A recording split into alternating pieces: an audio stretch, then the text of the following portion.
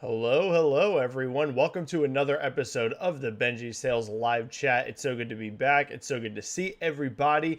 Before we get rocking on this week's stream, can you let me know in chat if the mic sounds okay? Because last week we had a rough opening because my mic was all jacked up. So can you just let me know in chat really quick if the mic is not blowing everyone's eardrums out again and we're good to go. Hopefully we don't have. All right, Mike today is good. Joseki says, all right, perfect, beautiful. That's what I want to hear. All right, everyone. Well, welcome to another episode of the live chat. We actually got some pretty juicy topics to talk about this week. We'll see how turnout is today. I'm competing with Doctor Strange in the Multiverse of Madness, so I'm sure a lot of people are at the movie theater watching that right now.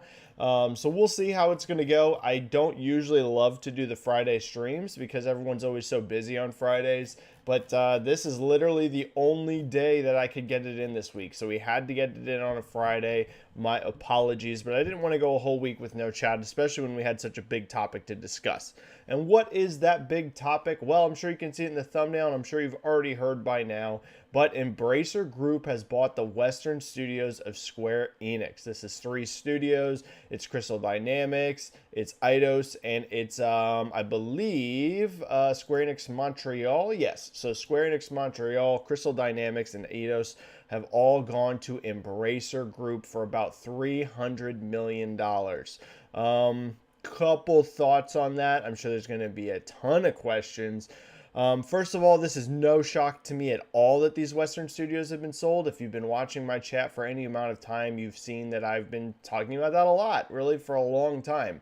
It always kind of made sense that they would sell these studios. Square Enix themselves have just not been able to quite get it right in terms of running and managing these studios and getting the best out of them in terms of financials. So I always thought that this was a very, very likely scenario. I will say, though, Embracer Group is not who I thought. I honestly thought there was a good chance that these would go to Microsoft or maybe even Sony.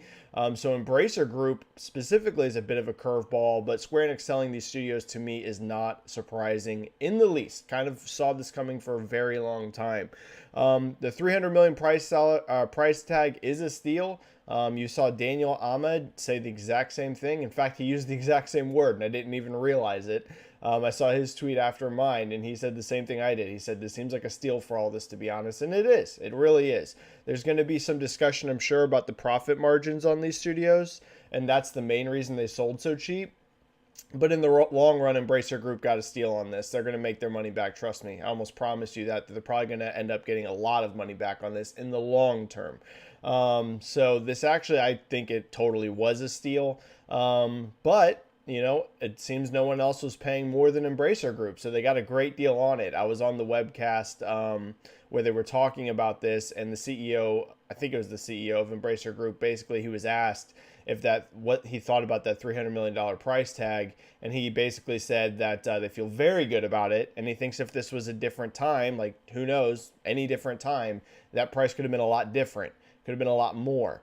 So they did definitely get a deal on this in the long run. It's going to work out really well for Embracer Group. And for Square Enix, it makes sense because they just weren't able to make these studios quite work. So I'm sure there's going to be a ton of questions about that, what it means for Embracer Group, what it means about the future of Tomb Raider, Deus Ex, Legacy of Kain, all these IPs. Another big topic that's been breaking is the rumors that Sony themselves are acquiring the rest of Square Enix. So the Western studios go to Embracer Group and possibly, according to rumors, and we're going to dive into it, the rest of Square Enix going to Sony. This was reported by not one but 2 people. Jeff Grubb has said he has heard these, and Greg Miller said the same thing, and that their sources are different people. So in other words, this is a very widespread rumor that Sony's acquiring Square Enix. We can talk about if we think it's actually real, if it's actually legit, if we actually think it's going to happen, or if this is just the rumor mill springing stuff yet again. So for anyone, if this is your first time as ever part of my live chat, the way it works, it's a stream, it's a show, it's 100% driven by you, your comments, your questions. You just drop them into chat, and we go for about an hour and 15 to an hour and a half. and break down the latest in the video game industry. There's going to be two ways to do that. First of all, of course, there's the super chat method. You just type a super chat, whatever you want. It pops into chat. I get to super chats immediately. It's a way to guarantee that I get to your question, but don't feel pressured. Don't feel obligated to donate in super chat. Just a way to help support me in the channel and make sure that I get to your question. However, of course, you can also just type a free question, whatever you want. They pop into chat and I get to as many free questions as I possibly can. In terms of housekeeping notes, the only real notable things for me, I was on the Kind of Funny Xcast. That was amazing. Got to be on Kind of Funny for the first time. The reception was way better than I expected, to be honest. I had so many people reaching out to me, whether it was comments, whether it was DMs, or even comments on the YouTube video, or the feedback was amazing. And I even heard back from the Kind of Funny guys that the community really enjoyed it. So that was amazing. So if any of you watched that video, I really appreciate it. That was very cool to be on a platform as big as Kind of Funny. And Snowbike Mike and Paris were incredible hosts. So it was awesome. That was very cool to get that opportunity. My dog's going to start barking. UPS just pulled up, so be prepared for 10 minutes of hearing my dog, but he'll stop. Okay, let's get rocking into your questions because they're already starting to pop. We got quite a few questions. All right, Timmer72299 with a 2 super chat saying keep being awesome and hit that like button. Thank you so much, Timmer. You keep rocking as well. You keep being amazing. Thanks for the super chat. Thanks for being in every single chat that I ever do. And yeah, if you guys want to hit the like button, go for it. But don't feel pressured to or anything, but it does help the algorithm. Thank you, Timmer. Keep rocking, man. All right, that was the only super chat off the top. So let's get into your free questions. Eddie Brock kicking us off here.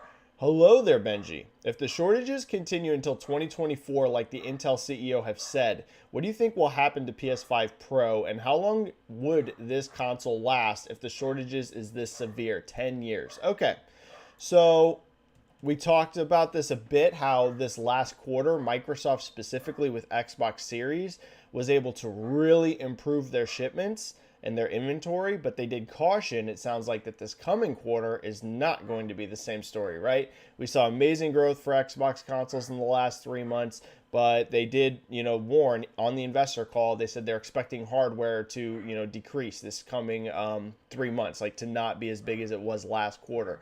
So that tells you shortages still are nowhere near fixed. There's still all kinds of problems, especially with all the major lockdowns that we've seen in China. So let's theorize that this still continues to go till 2024 because we don't really know when chip shortages are going to be 100% fixed. Now, I have been of the belief that we will get PS5 Pro and a mid-gen refresh of the Xbox Series consoles. And I still do believe that. And I only really strongly believe that because, like you're mentioning, Eddie Brock, how long is the console going to last, like this generation? I think it's going to be the longest generation we've ever had. I really do. In the entire history of the video game industry, I think the current gen will probably be the longest. We had the pandemic, first of all, just the regular pandemic, super delay software, super delay everything like that. So that pushed, I think, by itself, without even chip shortages. Let's just talk the pandemic.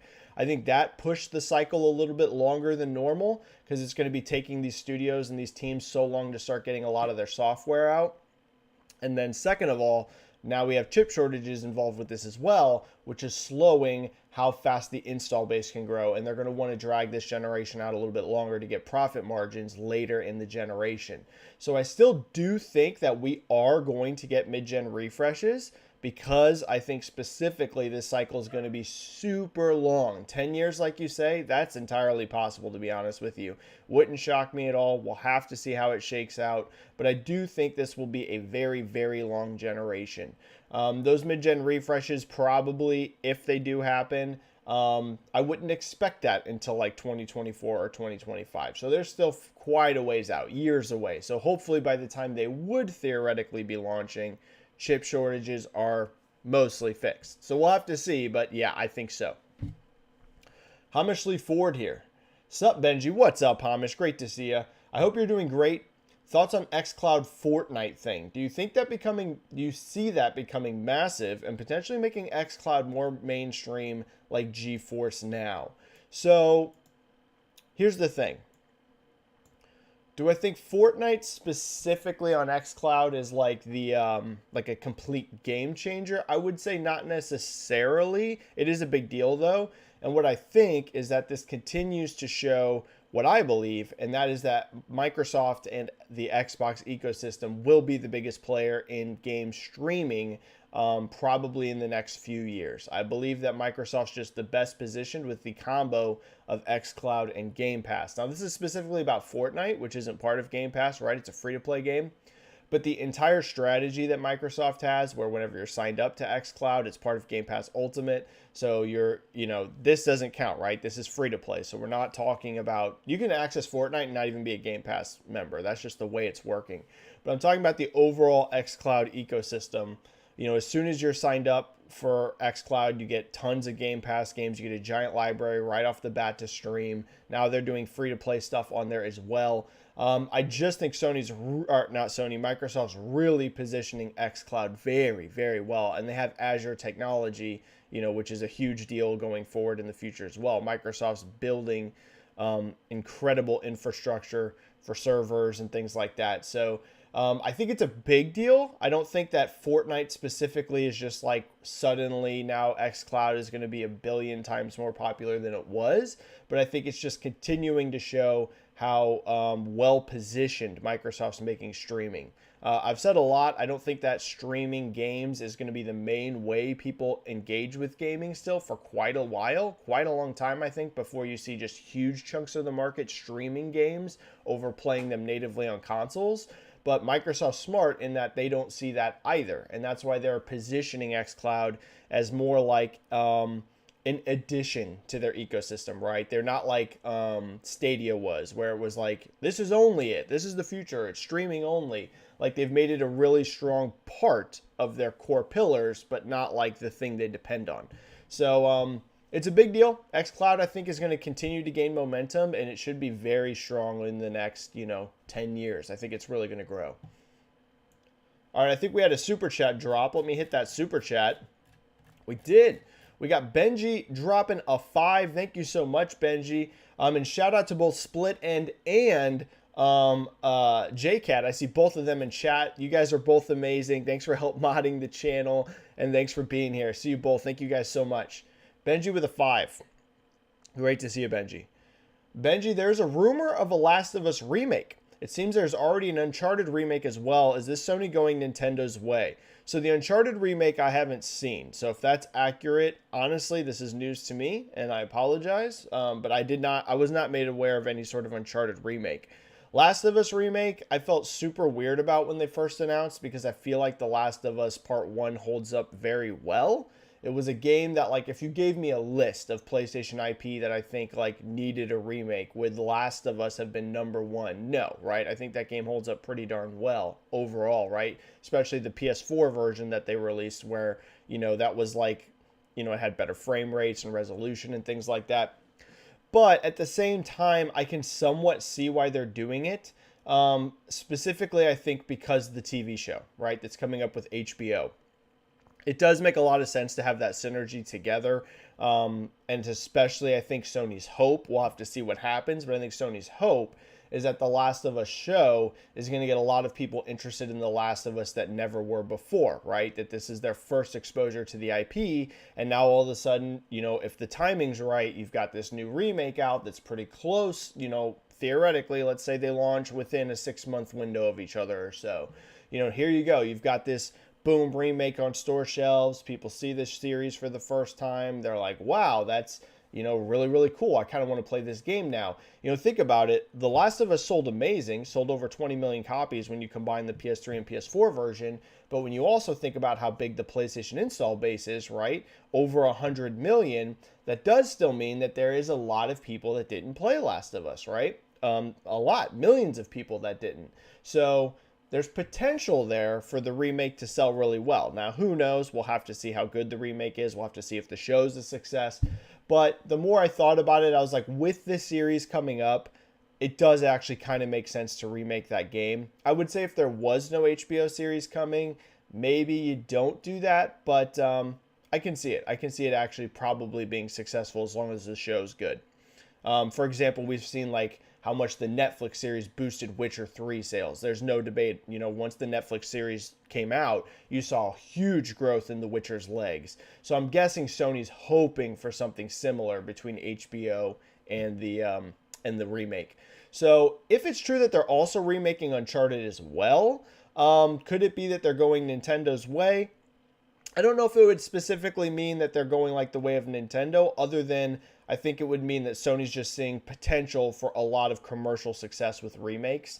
Of those two games, I actually think an Uncharted remake made more sense than The Last of Us, not factoring in the HBO series, because if you play Uncharted 1, that game doesn't hold up near as well as The Last of Us Part 1, right? It's still a pretty cool game, but if you play Uncharted 1, Drake's Fortune, you feel the age in that game. So if they were to remake that, actually I think that's pretty cool, because that game definitely needs it a lot more than The Last of Us does in terms of just the game itself.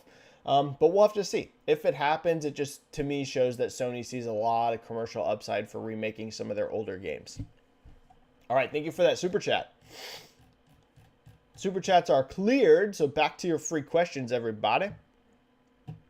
CMG. Hi, Benji. Outriders not breaking even in 2021 sounds weird to me, especially since it was one of the biggest day one Game Pass deals so far. Bad deal, or did Square-Enix just not share the gains with People Can Fly?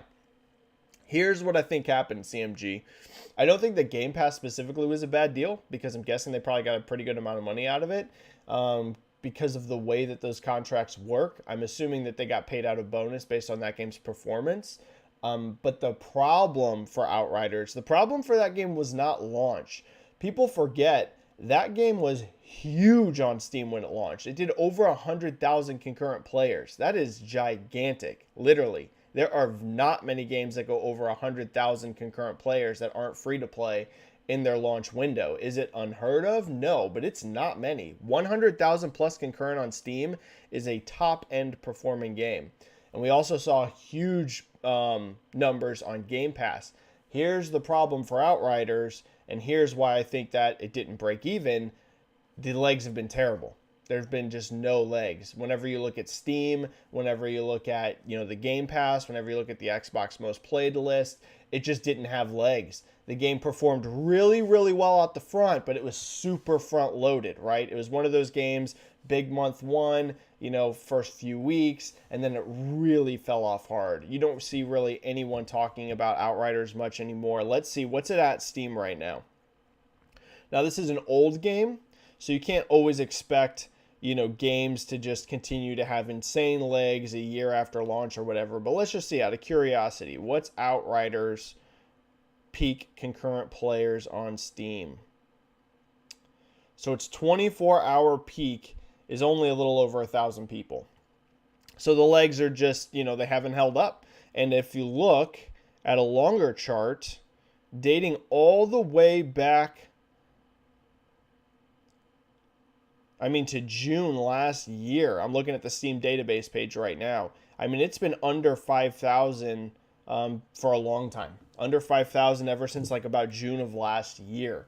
So that just shows you the legs are just not been there. So I think that's the main reason, CMG. I don't think it really was the launch performance. It's just that Outriders could not keep any momentum. We'll have to see how this expansion does. World Slayer, I think is what it's called. Maybe that can revitalize some interest in it. I actually enjoyed this game. I thought it had some issues, but I actually thought Outriders was really fun. But it just hasn't been able to keep any legs. So we'll have to see. We'll have to see how this new expansion does. Hopefully it raises, interest and sells well, but I would say I'm not super optimistic about it considering the legs, but hopefully. All right, Eddie Brock here. This was a follow-up, meaning could the console cycle be extended by at least 4 years due to shortages? Eddie, I think it's possible. I think this will be the longest generation we ever have. Now, whether that's 8 years, 9 years, 10 years, who knows? But I'm pretty confident we're looking at the longest console cycle ever.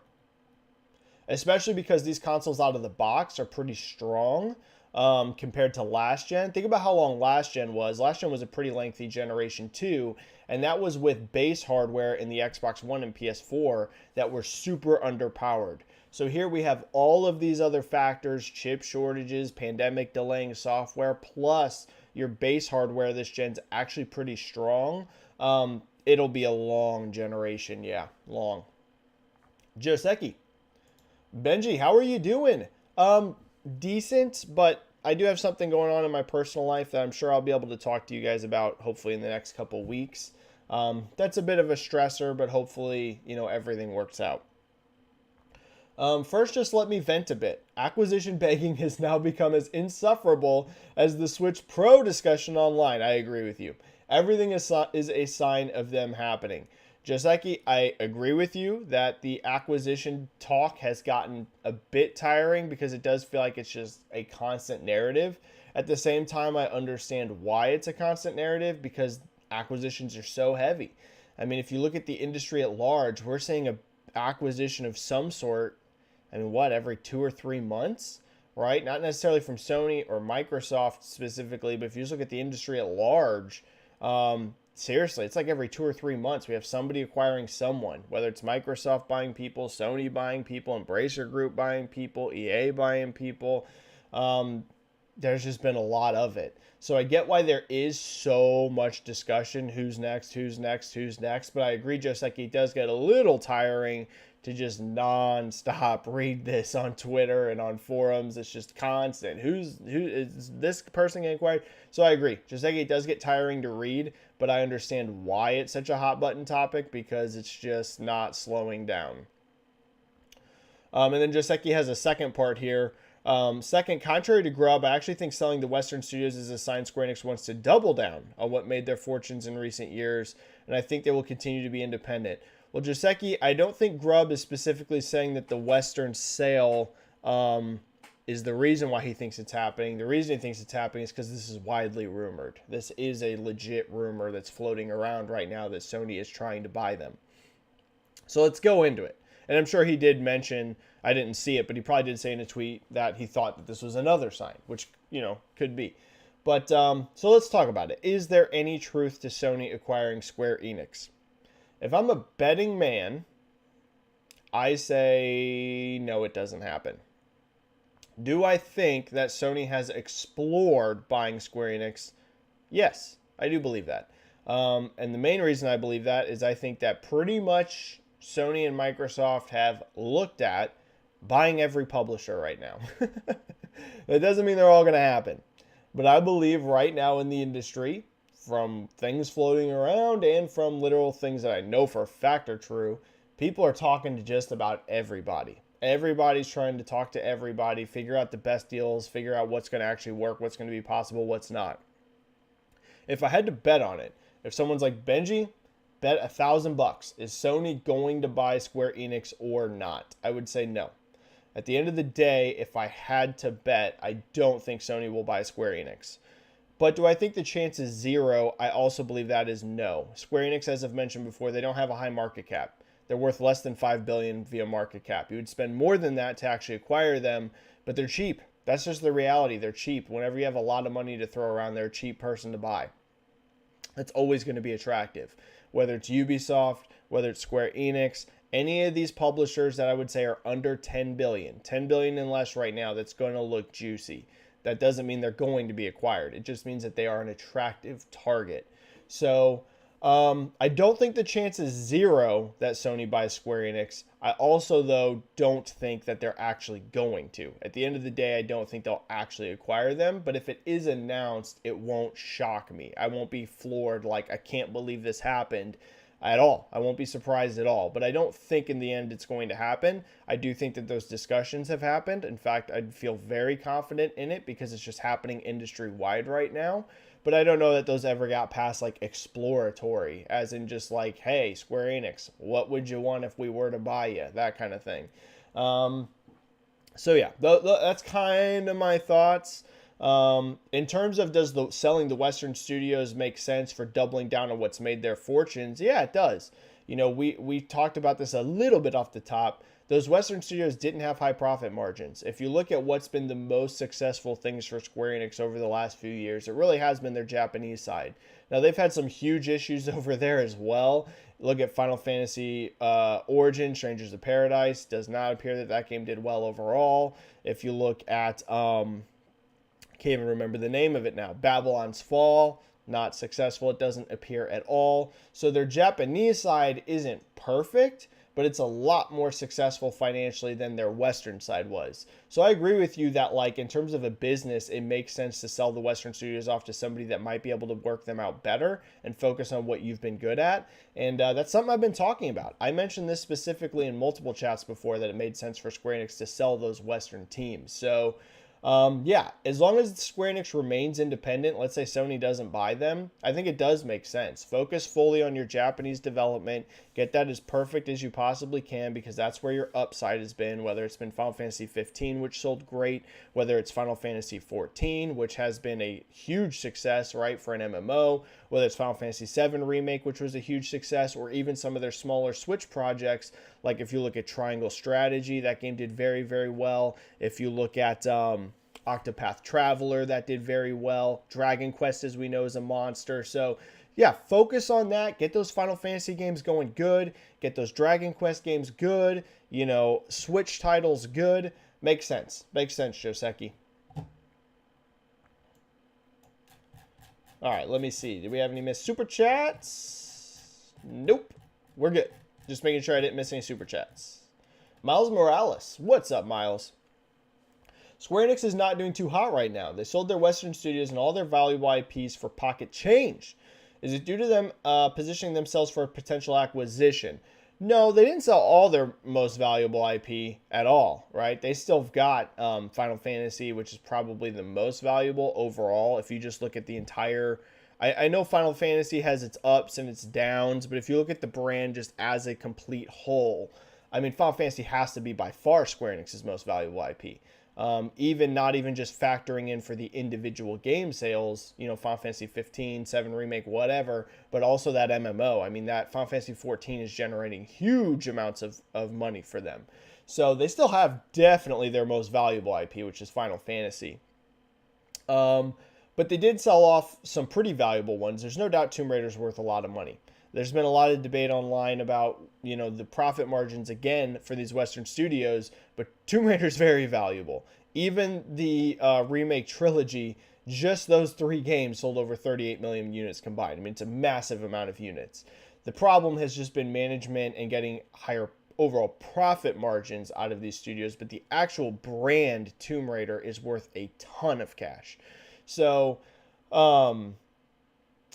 you know, they did sell some valuable IP. The only one that was super valuable out of the ones they sold with their Western studios was Tomb Raider. You know, Deus Ex is really, really cool, but that series has only sold over 12 million units. I made a tweet about that. That was in the investors thing that they did. That's only over 12. That's not a giant franchise, right? I mean, it's cool, but it's not a huge franchise. Legacy of Kain, not a huge franchise. The only one in there, like IP, that's worth a ton of cash legitimately is Tomb Raider.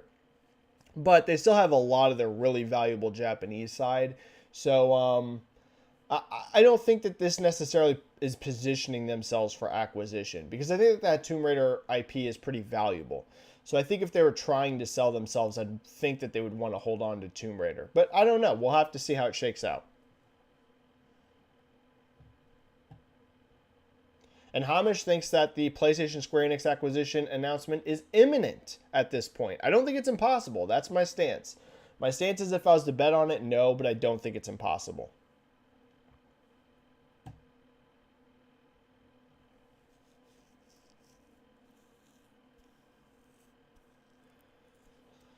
All right. And then Joseki says that they believe that if... I actually had this debate with someone, and I'm going to tell you why I think a little differently than you, Joseki. Joseki says, if indeed it was coming, I think it would be a merger between Sony and Square, with the studios mostly staying independent. Sony is investing heavily in anime. Yeah, so here, I actually feel differently. I think if this happens, this will not be a Bungie situation. I think everything Square Enix is PlayStation only. And there's a reason why I think that, because I think there's no reason to buy Square Enix unless you're making a play for Japan. Like, there's no reason.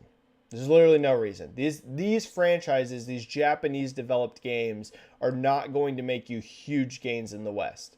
They're nice, they're valuable. Final Fantasy is definitely big in the West, but the only reason, literally the only reason I can even conceive of that Sony would think buying Square Enix is smart is if it's a play to gain back some market share in Japan specifically. As we know, they're getting completely dominated by Nintendo in Japan.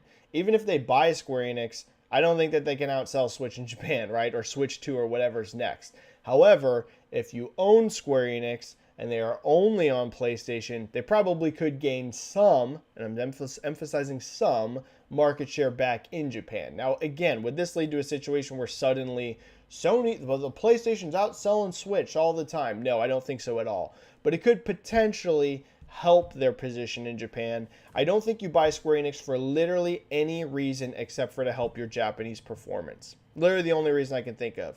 If they were trying to buy them in terms of like, oh, this is going to help us globally, I'll be honest, I don't really see it. Most of these Square Enix games, even if they do well in the West, they're not like legitimate game changers in console sales. That's just the reality of it. The only one in the West that pulls serious power in terms of moving hardware, I'd say, is Final Fantasy. The hope is that Dragon Quest will become bigger and bigger in the West, but it's not quite there yet. Dragon Quest, to me, in the West, isn't a huge console mover one way or the other. It's going to affect some, but do I think they're going to sell 10 million consoles more in the West because of Dragon Quest? No. So we'll have to see. If this acquisition happens, and this is a total if, I think Square Enix is only on PlayStation. That's it, because I think it's a play for Japan. I can't see any other reason why you would do it.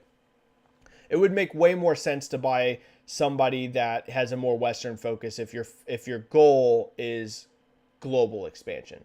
That would make more sense. So we'll have to see.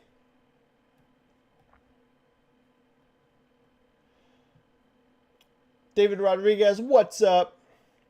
Forzathon is back. Sorry, but Square Enix investing hard into NFTs and blockchain-powered games is going to end in just way. I am scared for their future as a company. It is a big mistake. It's a big mistake, Forzathon. I don't think Square Enix is going to die because they go into NFTs and blockchain or whatever. I think they're still going to have a lot of success with Dragon Quest, Final Fantasy, etc. We've named these games. But I can't see them making money off this. No, I don't think any games are going to make money off NFTs and blockchain. I just don't think there's any demand for it, right? I've talked about this before. There can be some debate outside of games. I'm not invested into crypto or NFTs or anything in any way. NFTs specifically really seem to be falling off. I think that stuff like crypto actually does have long-term upside potential, like in terms of Bitcoin and things like that. But I don't think there's any demand for any of this in games. Specifically gaming, I don't think there will ever be a success in this. Maybe I'm wrong, right? And if so, I'll eat crow when it happens. But I don't see any market evidence that there's any demand at all for NFTs or blockchain stuff in games. I see zero evidence of it. So Forzathon, I do think it's a huge waste of money to do that, but we'll see. Maybe I'm wrong, right? Maybe I'm misreading the market and it takes off and it becomes huge, but I don't see a shred of evidence of it. So to me, it is a waste of money. I think we had 2 super chats come in. We did. We had 2 super chats. 3 super chats. Yeah, FYI, Square Enix doesn't own Dragon Quest, just have publishing rights. Absolutely, yep. Yep, for sure. Here's the thing, though. They have the publishing rights. I would assume that if Sony buys Dragon Quest, that would then give them publishing rights. And, I mean, if they own the rights to publish the game, that doesn't mean it still can come to Nintendo because Sony would then be the publisher. So we'll have to see. Again, I don't think this is going to happen. So I don't think people should get too bent out of shape or angry or upset because I don't think this is going to happen. If it does, though, I don't know, man. I think that's Dragon Quest and Final Fantasy and all of it's PlayStation only, which would be an interesting wrinkle because this would be the first acquisition that's really affected Nintendo. None of the acquisitions that have happened so far, the big ones, Bethesda, Activision, not much impact on Nintendo at all. If this were to happen, and again, I don't think it's going to, if the interesting thing that we never have had to talk about before, this would be the first major acquisition that would impact Nintendo. So that would be interesting. That would just be an interesting wrinkle. But I wouldn't panic about this stuff or freak out yet, anyone. It's probably not going to happen. Anthony Johnson with a 5. I love Halo's gameplay, and thank you so much, Anthony, but I feel let down by Season 2. Now reports are a new game is being made. Is a new game being game for the best, or can Infinite be saved? I can tell you right now, like literally I know this for a fact, there is no next game being made. Now, if there is a next Halo being made, it's a spinoff. There is no new Halo game. Infinite will be your only Halo game for this entire generation in terms of mainline Halo. Trust on that. So, no. I wouldn't worry in terms of like, oh my gosh, is Infinite going to get replaced in 2 years? No, you're not going to get a new Halo first-person shooter mainline game until next generation. So, spinoffs, though, I do expect. Yeah, it'd be stupid not to have spinoffs. You know, I've mentioned this before. Why is there no Halo RPG? There absolutely should be a Halo RPG. So there's, you will get Halo spinoffs this generation. I feel very confident in that.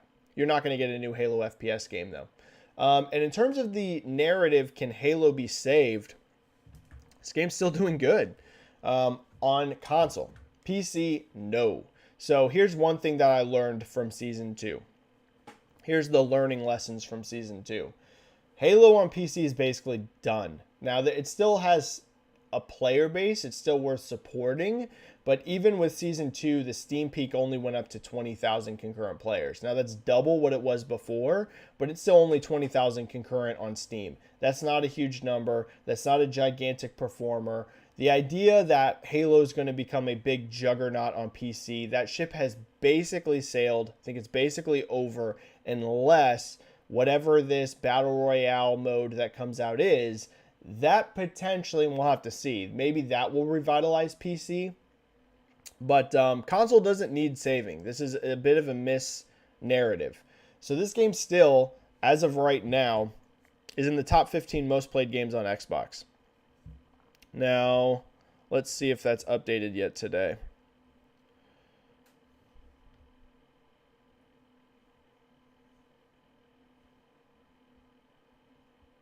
Yeah, it hasn't updated today. So it's in the top 15 still most popular games on the platform. It's still above games like Call of Duty, Madden 22, Ark, Overwatch, PUBG.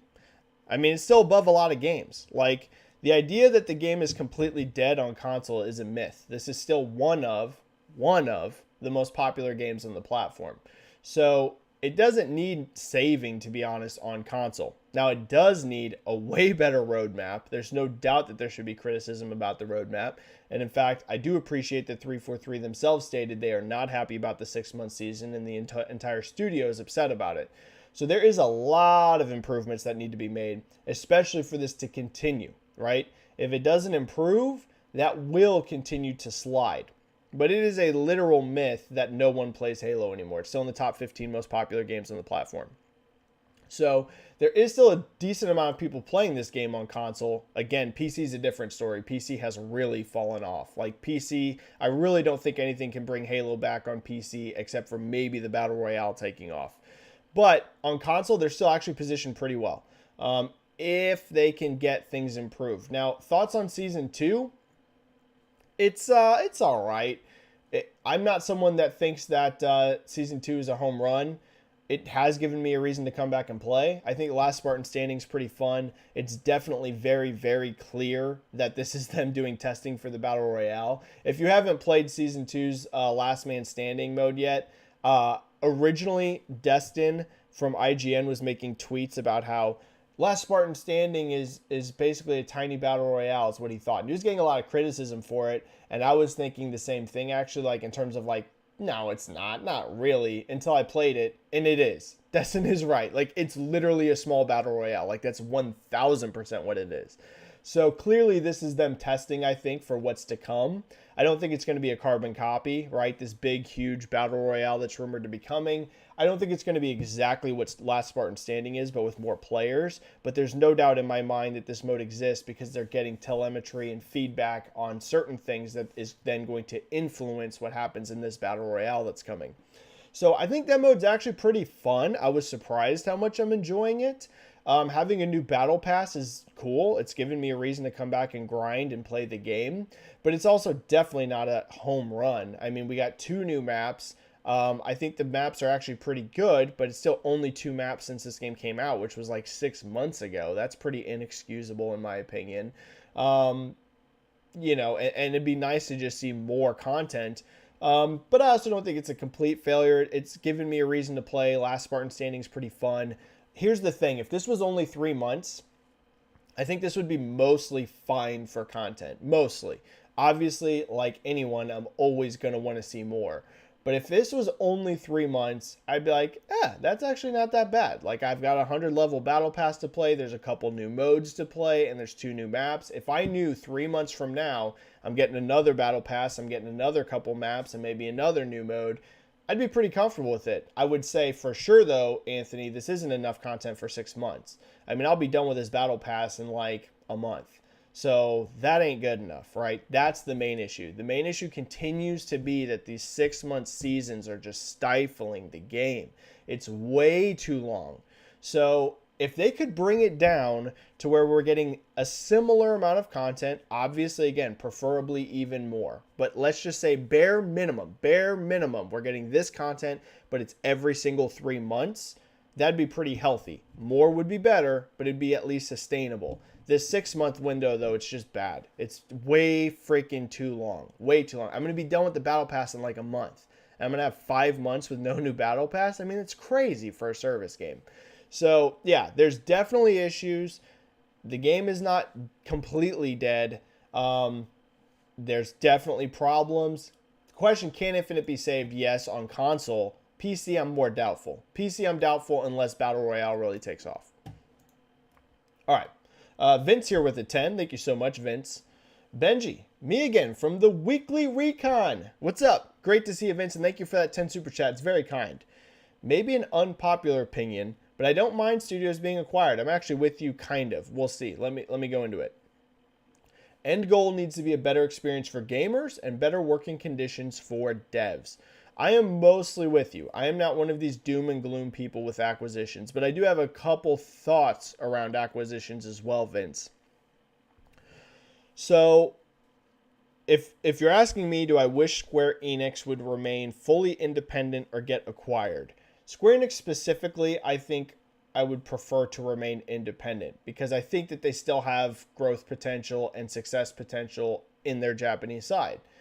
Now, when it comes to Activision, though, and Ubisoft, those are 2 publishers that I'm actually in favor of being acquired. And I don't know if anyone's going to ask about Ubisoft, but those are 2 that I'm in favor of, and I'm specifically in favor of those because those 2 are ones that are in massive trouble, like legitimate trouble. Activision's had huge declines with Call of Duty. They've had all freaking kinds of issues internally with the way employees have been treated. There's been all kinds of issues on the Blizzard side. Ubisoft is a similar scenario. Tons of issues with their game development pipeline, tons of issues in their workforce. Like those 2 I'm in favor of being acquired.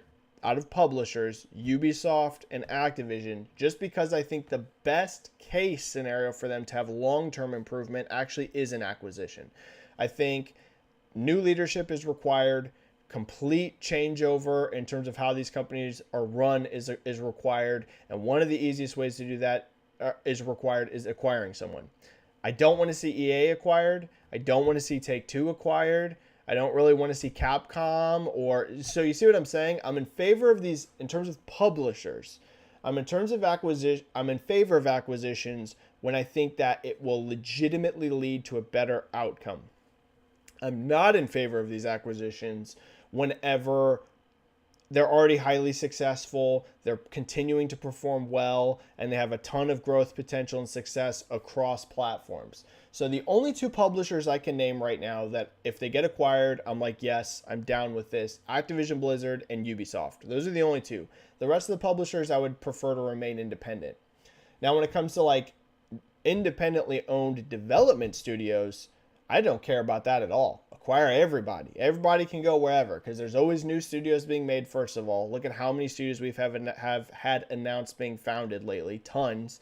And there's no doubt whenever you're acquired, you're going to get more than likely way more resources to fund your games and way more security for your games. So those don't bother me at all. Those can go to whoever, Coach Sony, Microsoft, Embracer Group, whatever, independently owned, individual studios, whoever they go to. Does not bother me in the slightest because I play across platforms, so I'll be able to play their game no matter what. And also, like I said, I think it can potentially get you more resources and more security.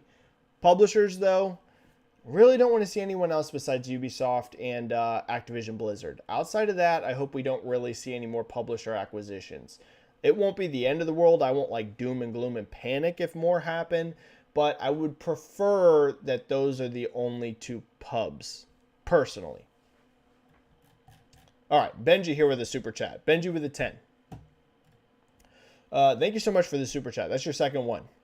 Benji, why games and movies / shows from the same franchise are not released at the same time in the old days, up to 360 era? Wouldn't Guardians of the Galaxy been more successful? Benji, there's no doubt that there is probably more synergy if you can get these games out alongside, whenever the release is, especially now that we're seeing a ramp up of Hollywood investing into games or into movies and shows for these IP. The main reason I think you've seen that change is that back in the day, licensed games were notorious for being very bad for that reason. There was tons of licensed games that would get rushed out in like a year or a year and a half of development, and they'd be really bad, right? Like it would get announced that this movie's coming, and the publisher, whoever has those IP rights, is like, we need a game so that we can launch that game close to that movie. So we got to rush this thing out the door and develop it as quickly as possible. And what ended up happening is that severely hurt quality. And there was like a belief for a long period of time that like licensed games are just bad. Like, you can't count on quality out of a licensed game. And I think the industry really learned from that and realized, hey, we need to focus on quality first. And if we can't line it up, then we can't line it up. Obviously, if you can still line it up, that's best case scenario. Like if you can get The Last of Us remake out within, like I said, I would say within 6 months of the HBO series, I think that's a great idea. But I also wouldn't like rush it to make that happen one way or the other. Because quality first and foremost is the most important thing. Otherwise, I don't think it's a good idea to rush something out. And that's the main reason why we see it. Because they used to. Like, there's all kinds of development stories about how games were just, like, freaking crammed out the door to get them close to a movie or show launch. So, and movies and series are usually made a lot faster than games. So you need a longer window. If a movie can get made in, like, 2 years. Pretty friggin' hard nowadays to make a AAA game in 2 years. Almost unheard of, right? It's usually 3 or 4 years. So that's the other problem. If movies took 3 or 4 years, yeah, you could line it up pretty much right on, right? You'd be like, hey, this movie's coming out 3 to 4 years from now. We got 3 to 4 years to develop this game. The problem is movies usually are like 2 years or so. And games are hard to get out in 2 years. All right, thanks for that super chat. Super chats are cleared for now. Thank you for a great turnout. Thank you for a ton of great questions, everybody. Let's get to some more freebies. How long have we been going? 47 minutes? We're good.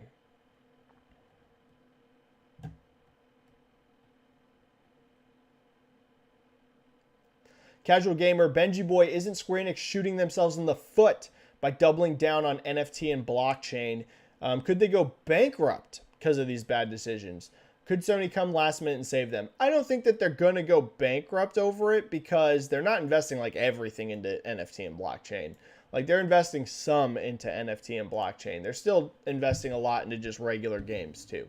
So the idea that they'll go bankrupt over it, no, I don't see that because I doubt Square. I mean, maybe I'm giving Square Enix too much credit. I can't see their leadership being that stupid. And I never call leadership anywhere stupid. But if you invested so much into NFT and blockchain that it would risk bankruptcy for your company, I am sorry, you're dumb. There's just no other way to phrase it. You're dumb. That was a huge error. I get it if you're like a blockchain or NFT specific company, like that's all you do, because that's how business works. You're rolling the dice. But if you're someone from another industry, if you invest so much that you risk bankrupting your company, you're just dumb. I'm sorry. Like, you're dumb. That was a bad decision. Should not have done that. So I don't think, though, that Square Enix's leadership is that foolish. So they're going to invest some. They're probably going to lose a lot of money, but I don't think they'll lose enough to go bankrupt. And honestly, if they're going to invest in like Bitcoin and stuff, they might make a lot of money. I own 0 Bitcoin, but I actually think that crypto in terms of like as a currency probably is going to be a long-term thing. I don't know if it's going to be one of those things that it's like everyone's using Bitcoin in 10 years, like as your main way of using money. But like, I think the idea behind a crypto coin, whatever, probably has legs. NFTs and stuff, I don't think so, personally. But if they're like going to invest some in Bitcoin and hope that the price goes up, that's not super dumb, honestly. Bitcoin, you might make some money long term. NFTs, though, I would not do that, personally.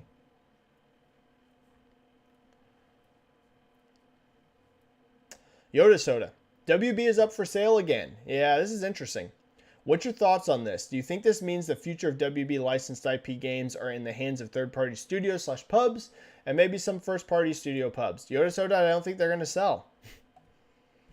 Grub made a tweet about this, and he was actually spot on the money. It is really hard to justify buying WB studios. If you're a publisher, it's real hard to see why you would give them as much money as they want. Because the rumor is WB wants a lot of money for these studios. That's all I'll say. The rumor is they want a lot of freaking cash. And if you are Microsoft or Sony or EA or Embracer, they come with 0 IP. None.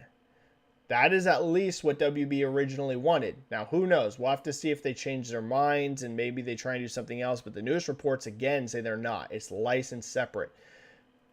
That is a real hard sell because you don't actually know that Rocksteady, and I think these studios within WB have tons of talent. Rocksteady, stacked with talent. NetherRealm, stacked with talent. Monolith, stacked with talent. All these studios, they have tons of talent. But if they come with 0 IP, you don't know that whatever they're going to make next, if you spend $1 billion or more on this, because for all the studios, the rumor is that the price goes into the billions. What if those studios don't release successful games? Because you basically either have to start with brand new IP, which new IP are always risky. So now you have multiple studios having to make brand new IP, or you're forcing them onto IP that you already own. And Microsoft and Sony aren't sitting on tons of IPs. Let's just talk about those two that are unused that have massive growth potential. Maybe a couple, but like especially now that Microsoft's back to bringing Fable back and things like this, it's like they don't have like 10 IP that are sitting there that could just become juggernauts. It's a friggin' high risk buying these studios for a ton of money. Embracer, yeah, they bought studios that weren't posting tons of profit, but they know they can make another Tomb Raider game. And they know that those Tomb Raider games sell. They just got to get the profit margin right. They got to bring that budget and make it a little bit tighter. But they know, hey, we have a long history. Tomb Raider can sell.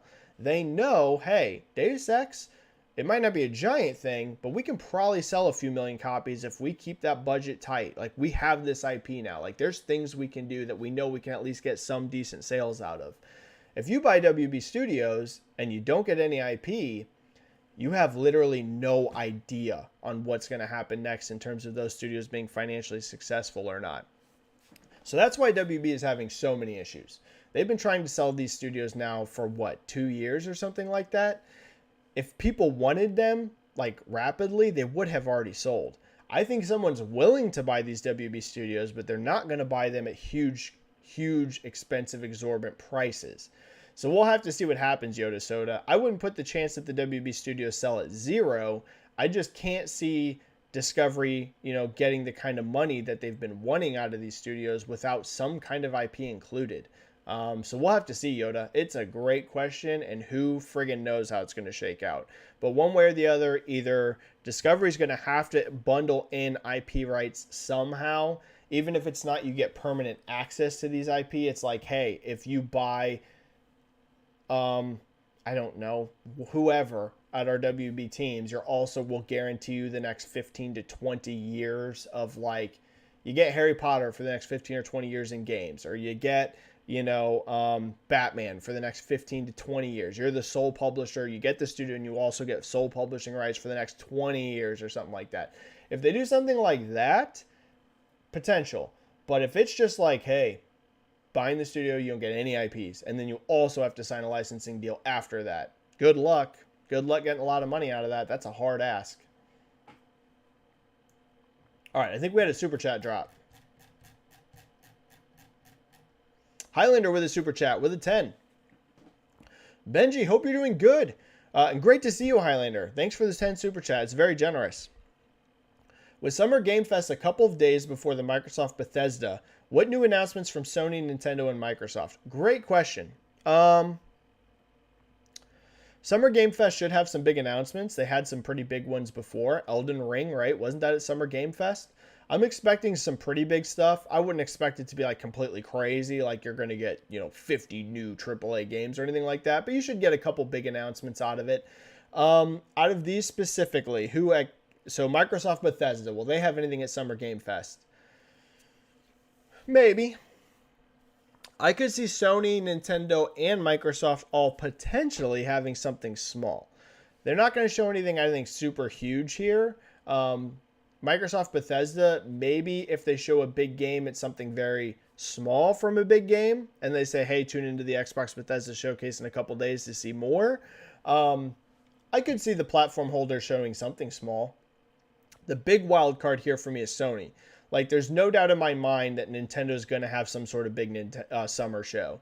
Do I know if it's going to be in June? Who knows? But I think they're going to go sometime this summer. Sony is the wild card because I don't know if they're going to show anything until September. And that's pretty late. So maybe they do show something kind of big at Summer Game Fest since it's still so far to wait till September if that's when their showcase is.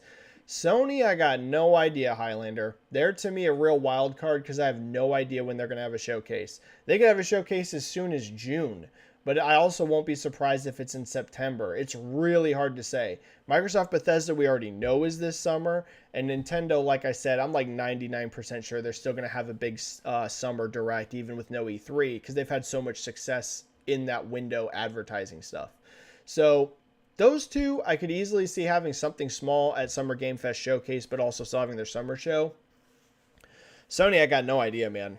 Sony is such a wild card. I have no idea when their next major showcase is. No friggin' clue. Could be soon, could be September. The last 2 years were both September, so who friggin' knows? Great question, Highlander, but I would expect something at least small from 2 out of 3. Right? Maybe not every one of them, but 2 out of 3. Maybe all 3, but 2 out of 3 maybe have something small there. Even if Microsoft doesn't show a new game, they could show DLC there, right? Maybe a new Forza Horizon 5 expansion. Maybe they could show something like that at Summer Game Fest, right? Keep that out of the main showcase, but show a Summer Game Fest. Wouldn't surprise me at all, something like that. All right. Super chats are cleared again.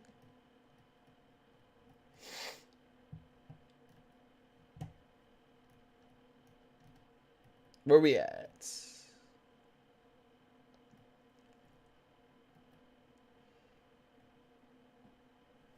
Oh, follow up with Yoda says WB. Do I think that they'll sell WB games in pieces or the whole company?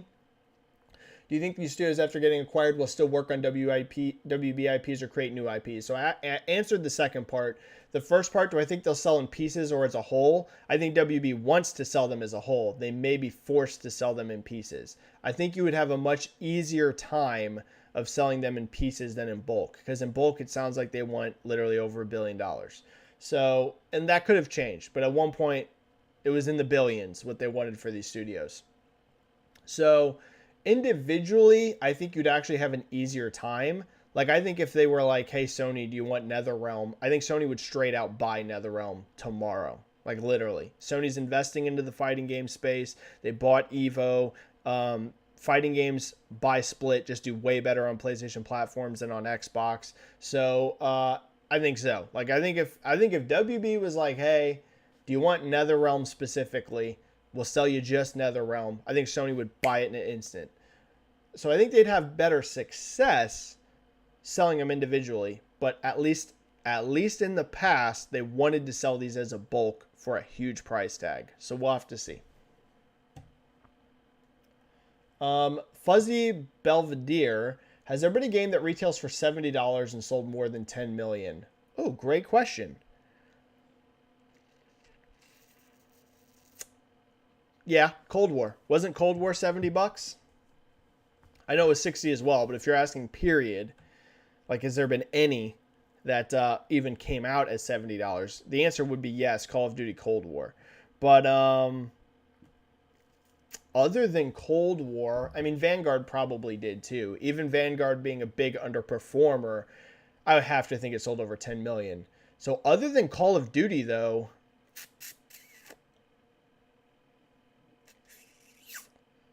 and NBA, yes. So those would be the ones. It would be NBA 2K22, 2K21, Call of Duty Vanguard, and Call of Duty Black Ops Cold War. However, those do have $60 versions as well. But those would be the 4 games that I am sure sold over 10 million units and also retailed at $70 for at least part of their price tag. Those 4 for sure did over 10 million. But any that are $70 only with no $60 price tag, I don't think so. No, I don't think there's been a single $70 game. No, in fact, no, there isn't. I cannot think of one. Those 4 are the only 4 I can think of. And Madden 2 maybe, but I don't know. I don't think we've gotten a sales unit update for any of the recent Maddens. And Madden's less popular outside of the US than like NBA is. Both NBA 2K21 and 2K22 should be over 10 million. So those are the only 4 I can think of. And again, they have $60 versions as well. No $70 only version, I believe, has. Venom Harness. Sorry if this got asked before, but do you think it is possible that eventually Disney enter the video game industry with better management and buy a publisher like Ubisoft? No, I don't think so. I think they're finding way too much success just licensing their stuff out, and it's way less risky for them. So no, Venom, I can't see it. Licensing their IPs is essentially zero risk. They're not spending anything in-house to develop these games. All the risk goes on the publisher and the developer. They just are like, here's the deal. You're going to give us this much money to use our license, and we also get a cut of whatever you're going to sell. I mean, I'm sure they have a tiny amount of resources, you know, because they do have to like give feedback on what they're seeing. And like, it's not zero resources out of Disney for getting these games, these Star Wars and Marvel games made, but it's like tiny. It's very small compared to like completely developing your own game.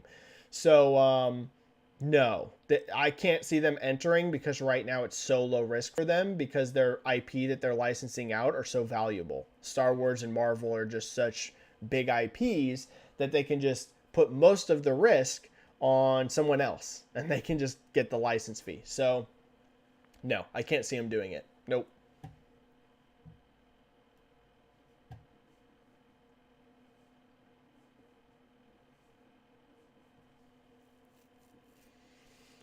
Batman Forever. Benji, do you think cross-gen games will be the norm until the shortage issues are completely fixed in 2024? Could next-gen only titles start getting last-gen ports? No.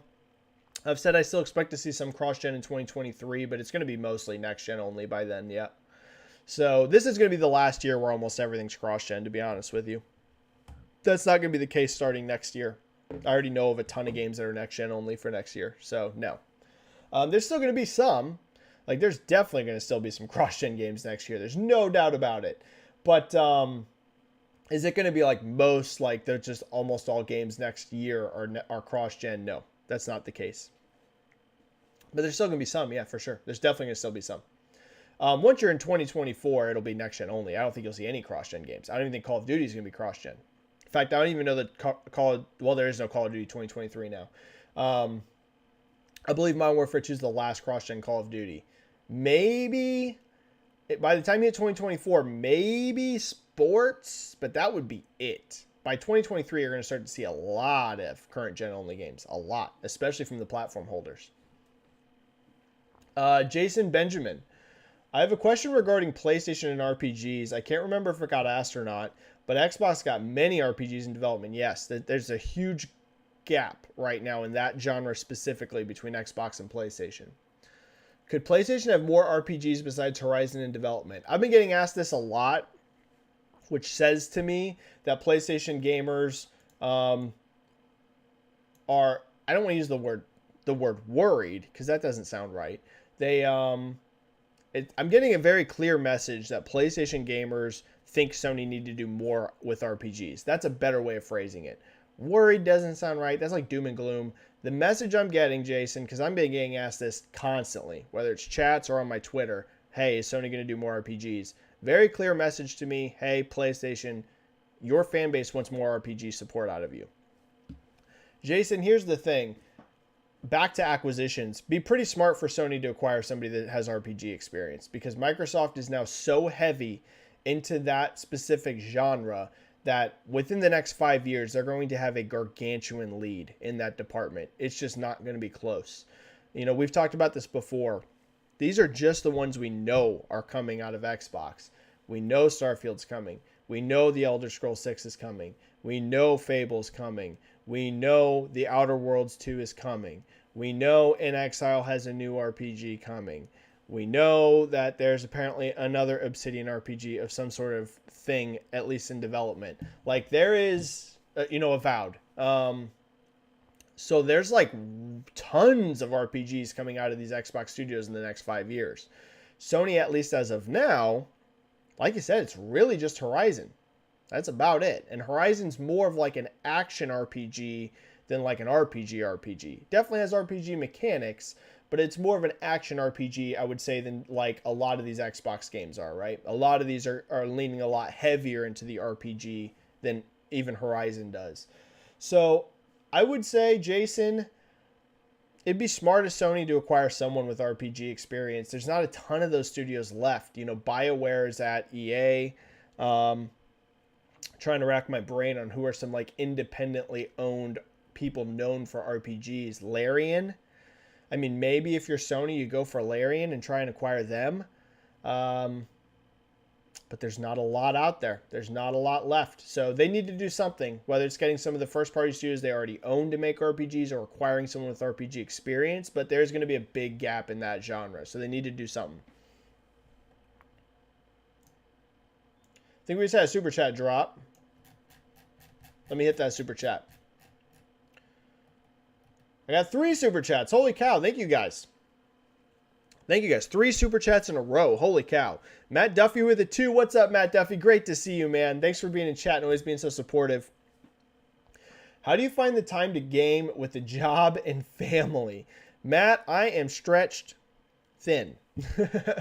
So I have a full-time job. I try to cover the video game industry as best as I can. I also try to play a ton of games. And I also try to get some family time. There's a couple ways that I make this work. First of all, I essentially have 0 downtime in my day in terms of just like, I don't know, like where I'm like, I have an hour window open. What am I going to do for this hour? Like, it's like I'm either at work, or if I'm not at work, I am gaming or researching gaming, or I'm even researching gaming while I'm at work. Don't tell my boss if he's watching this, because he does watch my stream sometimes. And then I'll be honest, I don't get a ton of family time. It's really depressing to say, but I work a lot of evenings, so usually by the time I get home, my family's asleep. So I only really see my family twice a week, maybe. So that's pretty not great, not great. And not to sound depressing, but I got like 0 friends. I've talked about this before. The last time I hung out with somebody, like just hung out, it was September of 2020. So this September, it'll be 2 years since I hung out with someone. That sounds really bad now that I say that out loud. But that's crazy, right? So other people have like friends and stuff that they do stuff with. I don't. I'm really lonely type guy. So don't see my family much. Don't really have friends that I hang out with. So I'm either at work, or I'm gaming, or I'm here with you guys, right? So you guys are my friends. Honestly, like I consider a lot of you guys my friends. I talk to you all the time, so I guess you guys are my friends. But yeah, that's kind of how I those are the factors. And I don't sleep a lot, but I don't sleep none. I sleep about 7 hours a night, which is decent, right? That's not terrible. Some people sleep way less, but I'm not sleeping like 8 plus. I never get over 7 hours of sleep. It's never. Sometimes 6. I try to get 7, but so there's even 1 hour there, right? If I'm sleeping 7 hours instead of 8, there's an extra hour. Okay. Joseki here with a 2 super chat. I expect a lot of AAA Japanese PS4 titles in 2023. For sure, Joseki. Japan's a bit of a different thing. I always think of Japan as like separate from the rest of the market. Like whenever I analyze the video game industry, I always look at everything else and then I look at Japan because Japan is not reflective of anywhere else in the world, really. I hate to say it. And that's what some people love about Japan and following Japanese sales and stuff because they are really their own thing. They're not really indicative of anything else in the rest of the world. Something can be super popular in Japan and have virtually zero success in the West, or vice versa. Something can be gigantic in the West and have zero success in Japan. They're just like completely separate markets. They have almost no overlap. There's a little bit. There's definitely a little bit. You see stuff like Final Fantasy, right? Nier Automata, like that's popular in both. And there's even some Western games that are popular in Japan. So I'm not trying to say there's like zero overlap. They're just like more different. Japan and the rest of the world really is more different than any other market. Any of them. If you look at like the US and the UK, are they different? Yeah, but they're pretty similar. If you look at the US and mainland Europe, are they different? Yeah, but they're pretty similar. A lot of the popular games in Europe are the same games that are popular in the US, vice versa. A little bit of difference, but not like some gigantic gap. Japan is just like so different. So Japan, yeah, Japan will be cross-gen for a long time. Long time. We even saw that last gen, right? You still had stuff like Persona coming out on PS3 like years into the gen. So just like, yeah, I agree with you. Japan specifically, yes, they're going to support PS4 for a long time, especially because as we've seen, PS5 software sales are just not strong in Japan at all compared to PlayStation 4. It'll take a long time before the bulk of Japanese companies that want to make PlayStation games switch to PS5 only. I agree, Joseki. So that would be one big disclaimer on what I was saying earlier, where I think you're going to see a ton of next-gen only games in 2023. Japan, though, very different. Yes, I agree, Joseki. That's a good note. It's a good note. Fuzzy Belvedere here with a 5. Thank you so much, Fuzzy. Thank you, Benji-Sales, for answering my question on $70 game sales. For sure. Please DM on Twitter if you have time for a podcast. Fuzzy, definitely. I'm going to try and get on some more podcasts. Like I said, I have a vacation coming up here in June.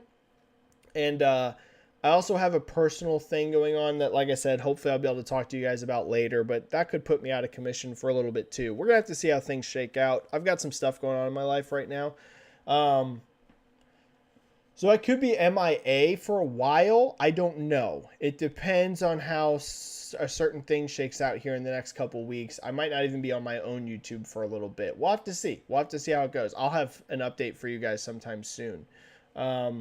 But yes, Fuzzy, if I'm available, like if things work out how I'm hoping they're going to work out, hopefully starting like second half of June, I can start popping up on podcasts again. Thank you for that super chat, Fuzzy. All right, I'm going to do like 10 more minutes and I got to go. Like 10 more minutes and I got to bounce. Thank you for all these super chats. Thanks for all the support. Thanks for all the questions. 10 minutes and I got to go.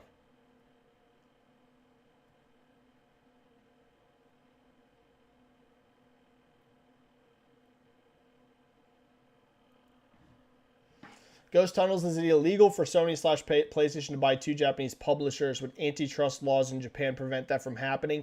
Ghost Tunnels, this is one where I'll have to just state my, what's the word I'm looking for? Lack of knowledge on Japanese law? No idea. Couldn't tell you. Could not tell you. I have no idea. I don't want to give you an answer that I don't know that I have any basis in, and I don't know Japanese laws in terms of antitrust enough to tell you. I literally just don't know. I'm not well informed on that topic, so I apologize. Carnage Ghost. Off topic, but do you think it is legally possible for Disney to buy Warner Brothers Discovery, or would it be considered a monopoly? No, they're done. Disney's done. We talk about consolidation in the video game space a lot, and I always note the movies and TV space is way closer to monopoly. It ain't close. It is so much closer to monopoly than video games are. Not even comparable. I don't think Disney can buy any more big studios. I don't think so. I think they'll be allowed to buy potentially big IP, like when they bought Star Wars or when they bought Marvel. You know, those weren't... Star Wars included Lucasfilm, but it wasn't like, you know, buying a company that's pumping out, you know, like a Paramount or, you know, like a WB or, you know, these people that we're talking about where it's like tons of movies. They're big, you know, big company. And Marvel, when they bought them, they didn't even have Marvel Studios when they bought them, right? I don't think. I'm pretty sure that was created under Disney. If it wasn't, I apologize, but I'm pretty sure Marvel Studios was created underneath Disney. So I could see them buying another IP like brand. I could see that being allowed. Who knows what that would be? I'm going to just make something up. Let's say Lord of the Rings. It's not going to be Lord of the Rings. Let's say for some reason Lord of the Rings was for sale. Do I think Disney would be allowed to buy that IP? Probably. I just don't think they can buy another big movie studio. No. If they try to buy Paramount, not going to happen. If they tried to buy WB Discovery, not going to happen. I don't think the government would allow any more of those. They basically barely squeezed the Fox deal through. That was under major scrutiny. They still got it in the end, but it was not easy. I can't see them getting any more. I can't see it. JCat. Square Enix does not own Kingdom Hearts or Dragon Quest. For Dragon Quest, they just own the name and logo. Other than Final Fantasy and Nier, most of Square Enix IP are smaller. Sony already got Final Fantasy exclusives, so why buy them? Also, Square Enix has businesses that Sony may not have much interest in, like their arcades, book publishing, merchandising, and cafes, and I don't see anyone talking about that. JCat, yeah, there's some great points in there. Like I mentioned earlier, the only way I could see them doing this, the only way, is if it's a play to get some market share back in Japan specifically. And even then, I'm not telling you that I think it's like a great idea or will definitely work. But that's the literal only case scenario I can think of, JCat, is if the thought is anything we can make exclusive that's Square Enix only, we're going to make it as exclusive as possible. And our goal is to combat Nintendo's dominance in Japan, which is our home market. That's the only reason I could think of. I agree with you, JCat, that a lot of this doesn't make sense if your idea is to grow like PlayStation as a whole globally. Like Bungie made more sense than Square Enix for that, to be honest with you. Like the upside of Bungie long term, Destiny's a giant IP. Who knows what their next IP could be? It could be just as big as Destiny. Like that could potentially have bigger global impact than something like Square Enix. Like I said, JCat, your points are great. I only think if this happens, it's a play to combat Nintendo in Japan. Otherwise, I can't think of any other reason.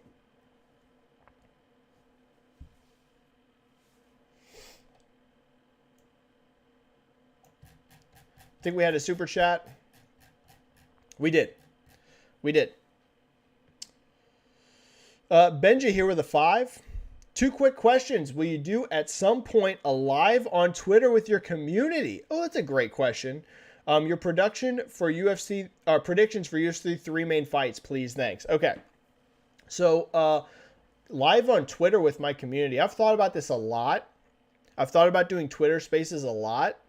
Because that's a way to do live. I don't think I can do live video on Twitter. Maybe I'm wrong, but I don't think that there's just like a live feed, like Twitter only. I could be wrong, but like where it's video and I'm interacting on Twitter. I know you can do that on Instagram, but I don't have an Instagram. Twitter, I don't know if they do that. I've thought about doing Twitter Spaces. Here's the main reason I haven't done Twitter Spaces, because I've thought about it many times. Here, it's a lot easier to make sure that most of the comments here are like quality. Because luckily I have awesome people like JCat and Split End to mod the channel. So if someone's being dumb or mean or something, they can just ban them out of the chat. Maybe you can do that on Twitter Spaces too. I'm not sure.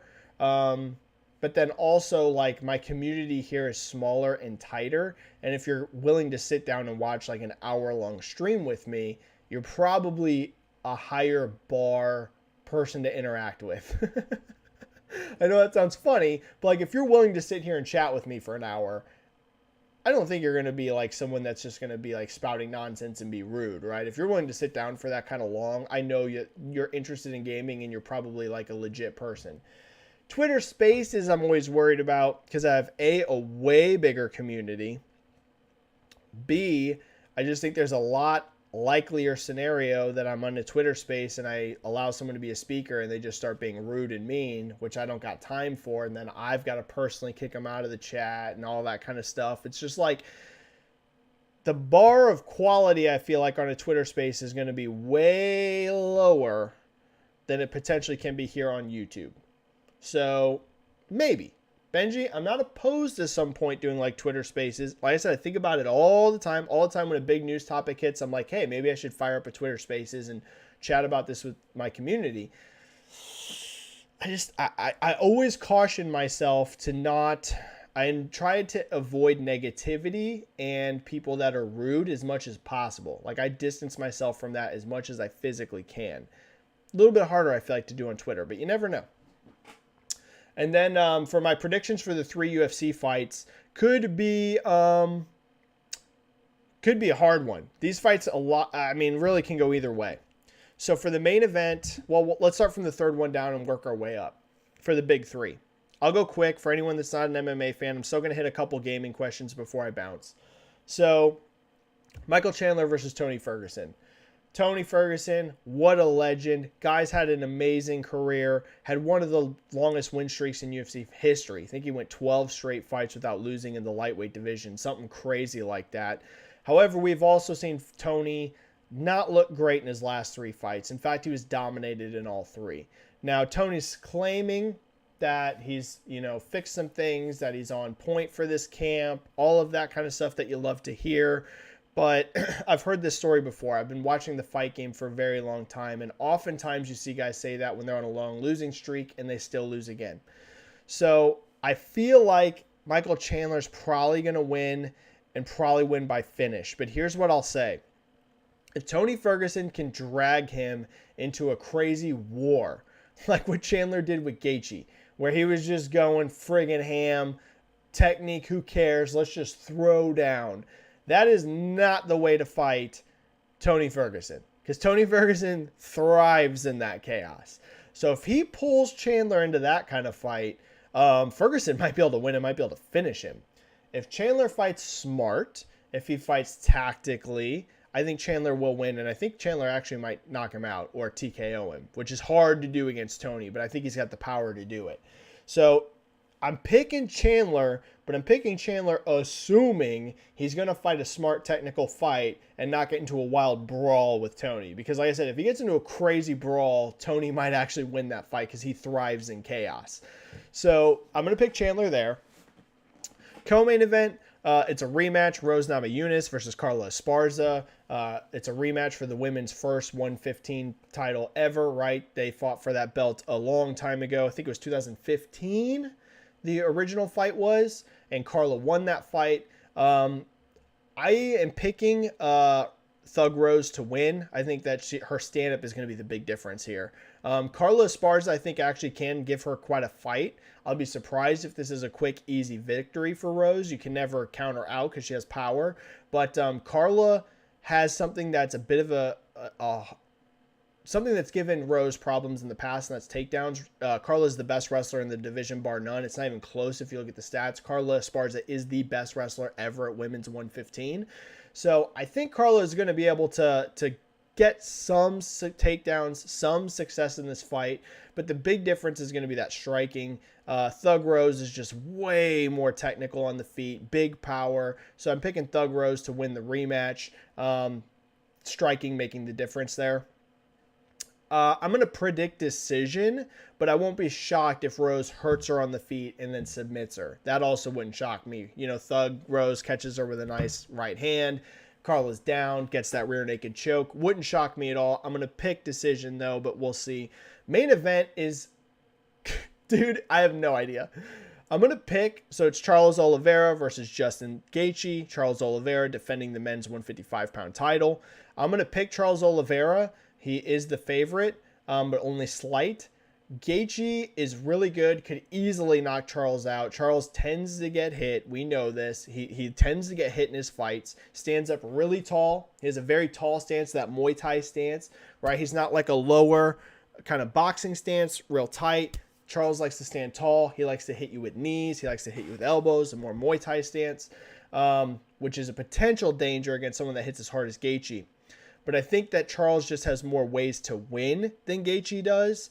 And I also think that Charles has made huge improvements. So I'm going to pick Charles Oliveira to win. I'm going to pick Charles Oliveira to win by finish. But I will not be shocked at all if Justin Gaethje knocks him out. All right, that's my predictions there. Like 2 more questions and I have to go. Devendra Sakwani here. I hope I said your name okay. Thank you so much. No question, Benji. Just hope the wife and your baby girl are doing fine, and you're doing fine too. That's incredibly kind of you. Thank you for that super chat. That's incredibly kind. Yeah, my family's doing great. My family's doing great. Me, I'm not so sure. I'll talk about it later. I'm hoping I'm good, though. I'll know soon. But thank you so much, Devendra. I really appreciate that, and thank you so much for that super chat. All right, I got to do one more question, and I have to bounce. I'm going to miss so many questions. I'm sorry, but I have to go to work. Let me get one more, and I'm going to go. One more.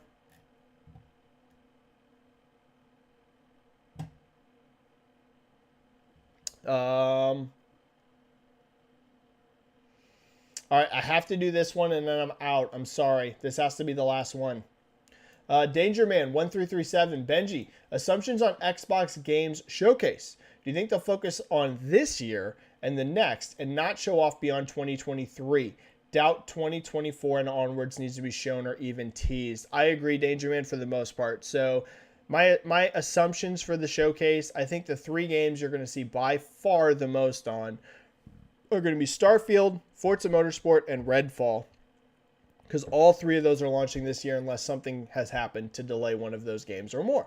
But that is the 3 games that are supposed to be launching this year: Forza Motorsport, Redfall, and Starfield. So, of course, those are going to get the bulk of the focus because they're going to want you to see, here's what you can buy this year. And we have seen no gameplay of Redfall, so obviously that needs to be a focus. We've seen no gameplay of Forza, so obviously that needs to be a focus. And we've seen no gameplay of Starfield. So not only do they have 3 games coming this year, again, unless one was delayed or more, but also we haven't seen any gameplay for these games. So they all need big showings. They need to show you what these games are. So those 3 are going to get the lion's share of the focus. Those are going to be your 3 main, 10 minutes or whatever more: Starfield, Forza, and Redfall. Now, other things I'm expecting, I think you are going to see Avowed, because I think that's coming next year. So as long as that's still coming in 2023, I think you'll see Avowed. I don't know that you're going to get a big blowout on Avowed. Like, here's 15 minutes of Avowed. But I think you'll get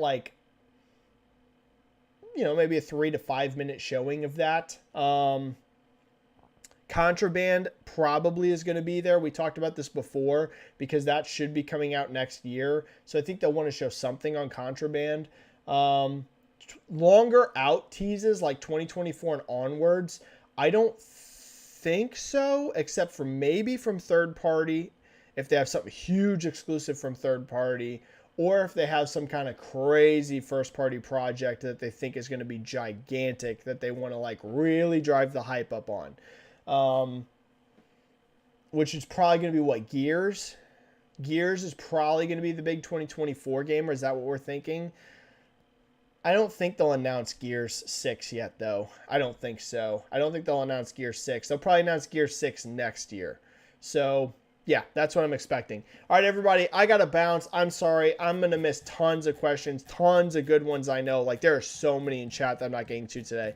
I don't even think I hit a third of the questions today. I'm so sorry, but I'm on a time crunch. I have to go to work, so I got to get ready. Thank you so much for this chat. Thank you for all of your super chats. Thank you for all of your free questions. Thank you for all of your support, whether it's here on YouTube or on Twitter. Make sure you subscribe to my YouTube channel if you're not already. Follow me on Twitter if you're not already. I'm Benji-Sales. We'll be back with another live chat next week. I'm not sure what day, but it's going to be earlier. I don't like to go on Fridays because I know people have Friday plans. So it'll be sometime during the week next week. And yeah, I'll see you guys either next week on YouTube or I'll see you really soon here today on Twitter. Stay safe, play some games, and I'll see y'all later. Thanks so much, everyone. Have a great day or evening wherever you are. Bye. Bye. See you. Bye. Bye. Bye. Bye. Bye. Bye.